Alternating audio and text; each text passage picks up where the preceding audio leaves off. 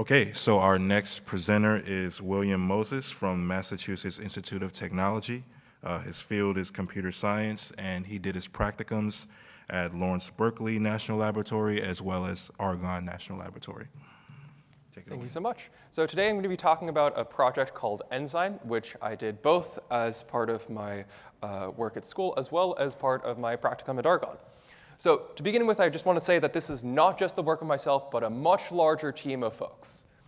Now, to begin with, we're going to start by talking about everyone's favorite subject from either high school or college, AP calculus. And as a quick refresher again, this is able to compute the derivative computes the rate of change of a function. So rough approximation is, like one value minus a different value divided by a small differential. And it tends to be that these derivative objects are really widely used in a variety of domains. If you're a scientific computing person, this is used in all sorts of modeling, simulation, uncertainty quantification.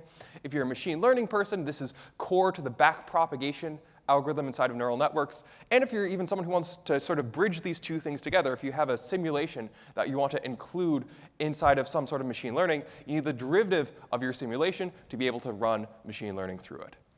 Now, it turns out that because these objects are really useful, they tend to be used in a variety of fields. So at the top here, we have some differential graphics applications. We have differentiable finite elements. We have reconstruction of an image of a black hole. We have some differentiable molecular dynamics. We have material science. We have climate science. Lots and lots of different types of applications. Now, the one thing with generating these derivatives is no one really wants to be able to have to simultaneously maintain their original simulation as well as secondarily their derivative version of the simulation. And it turns out that there's actually really nice tools for being able to generate these derivatives automatically. So if I have here the sample ReLU3 function, it turns out I can write a program that takes that as input code and generates me a new program that computes the derivative of that input program. And unlike other approaches that you might have seen in the past, such as numerical approaches, where you have to, say, do a for loop over all the individual inputs, that style approach has both theoretical error, since the true derivative right is the limit as epsilon approaches 0, so you'll never get the quite correct answer. Moreover, you'll also get numeric error if you get that epsilon really close, because if you have two numbers that are very close to each other, subtracting them means you have very few bits of precision. But also, if you want the entire gradient, in other words, the derivative of all inputs, you have to do a for loop through all of those inputs, so it takes a lot more time than, say, a single call to the gradient function, which is doable with automatic differentiation. Now, it turns out in practice there's three styles of approaches for enabling this. The first of which is I'm going to design a new DSL or domain-specific language explicitly designed to have every operation differentiated. So as a quick example right here, again, we have that same ReLU3. I rewrite this inside of TensorFlow, one of the more common of these frameworks.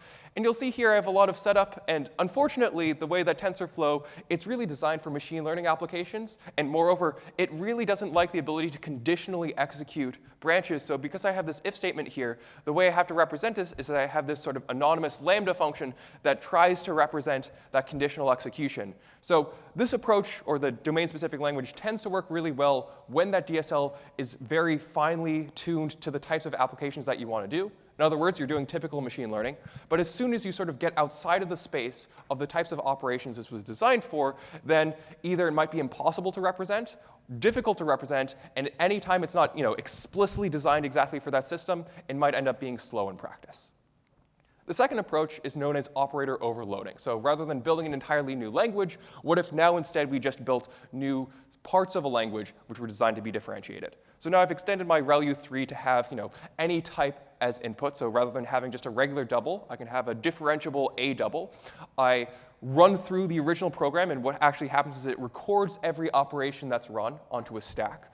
Now, when I want to go ahead and execute the derivative, I look at all the instructions on that stack, and I interpret what's happening. So I successfully compute it. But the problem is, if I'm interpreting instructions as opposed to just natively executing instructions, that's a lot slower.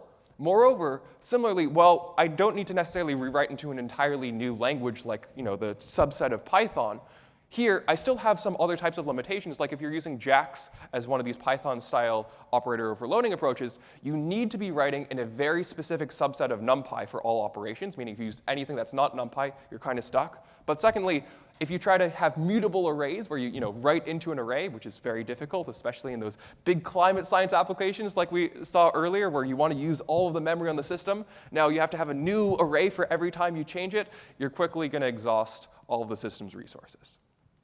The third approach is known as source rewriting. So in essence, the goal here is let's take input source code, run it through a tool, and it'll generate out directly the source code for the derivative. Now, this is nice in the sense that now there's no overhead from the execution, but the problem is this tool in the middle needs to understand the entirety of that input language. So Tapenade is a source rewriting tool for C and Fortran, and naturally it doesn't have the entirety of C or Fortran handled, so anything with pointers kind of hits it in the wrong way. You can't do anything with classes or structs or templates or indirect functions, which means it just cannot handle any of those inputs. But when it's able to work on that specific small subset of the language, it spits out something relatively nice.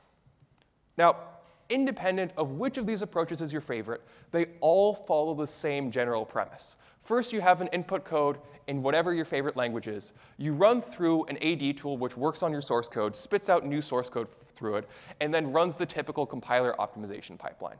So let's see how this actually works in practice. So I was also a physics major in undergrad, so I like normalizing vectors for fun. So let's go normalize some vectors as fast as we can. So here I have the output array equals the input array divided by the magnitude. That magnitude call takes O of n time, which means that since it's inside of the for loop, which is O of n, it takes a total runtime of O of n squared to run. Now, any reasonable compiler worth its salt will realize I'm computing the same thing a bunch of times. Why am I doing that extra work? Instead, I can just compute it once outside the loop, reducing the runtime from O of n squared down to O of n. Now, hypothetically, if an AD tool, instead of working on the source level, instead was able to be moved till after optimization, here's basically how it would work. So we saw earlier that we were able to move that magnitude call outside the loop. Now when we do the derivative transformation, what effectively happens is it sort of mirrors what was in the original code. So now since I have the magnitude outside the loop, I have the derivative magnitude function also outside the loop, also runs an O of n. But again, that's not how these existing tools work. They all have to run immediately on the source code before any of those optimizations. So because I have to begin with this magnitude function inside the loop, I therefore, in AD, have that gradient magnitude function still inside the loop, leaving it at O of n squared. But I can still run those optimizations, so maybe that'll fix it for us. And unfortunately, the answer is no.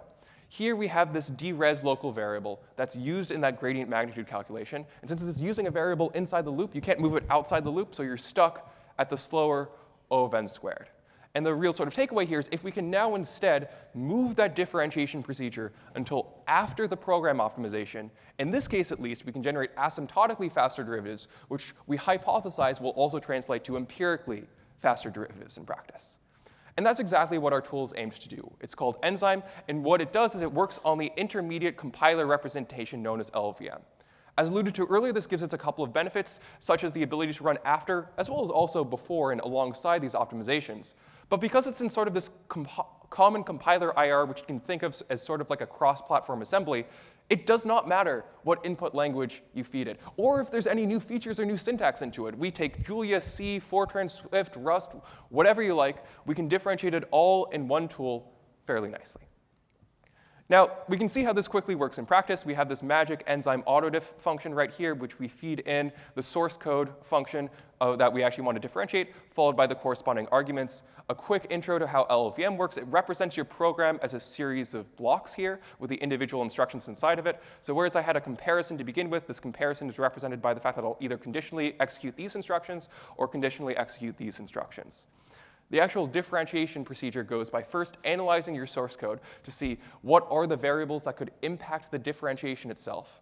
This is useful because if we can avoid taking unnecessary derivatives, we can save time, alongside also the fact that if we're able to differentiate the entirety of the code, we can actually do this. And there's some functions like the CPU ID, which makes no sense to have a derivative of, so we want to avoid taking those. Then we go ahead and we allocate in zero what's known as the shadow memory, or in other words, the location we're going to store our derivative values. We go ahead and for every individual instruction in our program, generate the corresponding individual derivative. So as an example here, we have the x cubed instruction. The corresponding derivative for that is, of course, 3x squared. And we do that propagation here. Doing all of these things together, basically applying the chain rule, gives us the total derivative of our desired program. Now, Of course, we can still run optimizations after the fact, and it looks relatively nice. But I don't like looking at LLVM all day, so I rewrote the equivalent of this inside of C code here. And it's effectively what I would have written by hand, which indicates that it's working nicely. Now, we wanted to go ahead and empirically evaluate how this worked in practice. So in the first of the line of research that we did, we first evaluated this on machine learning as well as some scientific computing benchmarks. And the way we wanted to evaluate our hypothesis specifically was to first run optimization, then run our AD tool, then a subsequent round of optimization, and compare that with first running the very same AD tool, same implementation, same everything, and then running the rounds of optimization and seeing what difference there was just by changing the place the optimization was in the pipeline. Now, the one sort of interesting thing that you'll see here is that we actually run optimizations twice in the case of the reference pipeline, and that's because compilers, again, are written by people like me who are not perfect, which means that in practice, that some of these optimizations will actually, running them twice, speed up the program, or worse, sometimes slow down the program. Now, if we actually go and evaluate empirically how this runs, the Enzyme pipeline, which is, again, the same as the reference pipeline, just changing the order of these passes, actually runs 4.2 times faster than the reference pipeline, as well as beating the existing AD tools that I mentioned earlier. Now, that's pretty neat. And a couple of bits of follow-up work, we explored doing GPUs as well as OpenMP and MPI programs. And it turns out that those GPU programs historically haven't been able to be successfully differentiated, namely stemming from problems relating to parallelism, because if you have your original source code and you take the derivative of your source code, it changes read races into write races. And multiple threads writing to the same location at the same time is quite bad. So that's something that needs to be resolved among a couple of other individual things. Now, in addition to being able to operate in the compiler and using those existing compiler optimizations, we also were able to introduce a ton of new compiler-specific AD-specific optimizations within the compiler. And we actually evaluated this on the GPU benchmark suite. So we took a bunch of different, actually, DOE proxy apps in both, Julia, C++, CUDA, AMD, and we ran them. What's listed right here is the relative overhead. So in some of these DOE apps, you might have millions of inputs. What's plotted here is the runtime of the derivative combined with the forward pass to run, which will compute you both the result of the original simulation as well as the derivative of all of the potentially millions of inputs depending on these. All of them run in roughly the same amount of time as your original code, with one exception here being the discontinuous Galerkin kernel on CUDA, which is the same as the discontinuous Galerkin kernel on ROCm. Both of them are in Julia. And it turns out that there's just a bug in the NVIDIA register allocator, which they've since assured us that they have fixed. But we can go ahead still and evaluate the impact of those optimizations. So first, if we were to do no optimizations like those existing AD tools or the reference pipeline, almost all of these guys instantly running out of memory. Or the one guy that runs has a 3,000x overhead. In the case of just applying those existing optimizations in the compiler, we reduce the runtime by several orders of magnitude down here, from thousands of x to 20x, or several thousand to down here. Then we apply those novel AD and GPU-specific optimizations, and we bring it down to those really nice overhead numbers that we saw before. So again, the takeaway here is that especially doing GPU AD, which accentuates the problem of that performance, it's really intractable without the ability to also run optimization.